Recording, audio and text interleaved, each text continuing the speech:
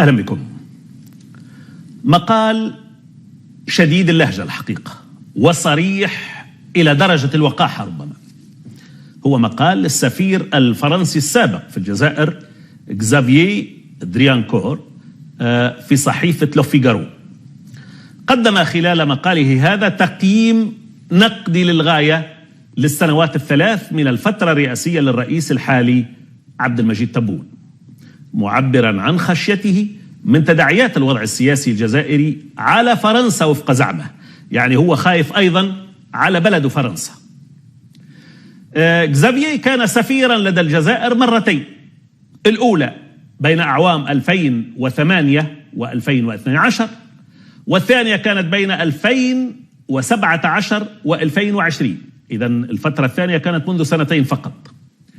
يقول هذا السفير السابق في مقاله إن 3 سنوات مرت منذ انتخاب عبد المجيد تبون رئيسا للجمهورية الجزائرية، زاعما أن الجزائر الجديدة بصدد الانهيار، هكذا قال، وتجر فرنسا معها في طريقها للانهيار بشكل أقوى من تسبب الأزمة الجزائرية في سقوط الجمهورية الفرنسية الرابعة عام 58. يعود الرجل للتاريخ.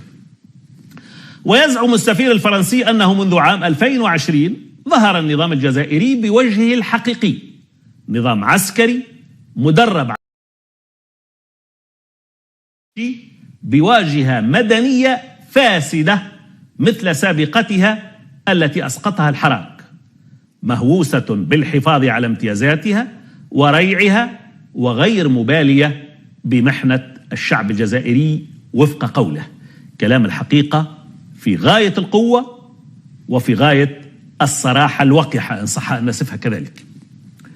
يقول السفير السابق إنه يوجد اليوم في السجون الجزائرية سياسيون وموظفون وعسكريون يرتبطون بالنظام السابق، بالإضافة إلى صحفيين كتبوا مقالات تنتقد أو تتحفظ على سياسة النظام، وأيضا بوجود آخرين نشروا رأيا مخالفا على وسائل التواصل الاجتماعي.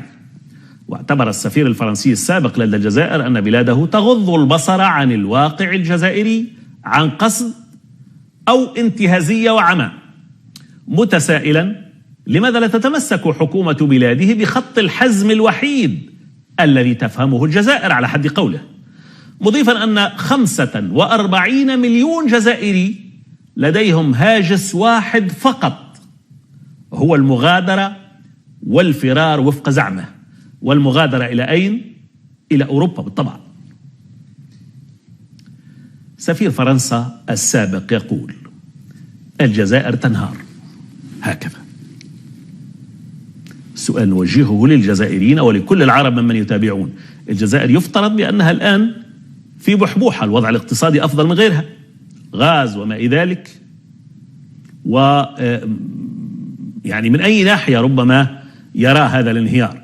تحدث عن أن الأمل الذي رسمه الحراك اختفى في 2020 وعادت الدولة الجزائرية نظام عسكري مدرب على أساليب الاتحاد السوفيتي. كلام الحقيقة في غاية القوة.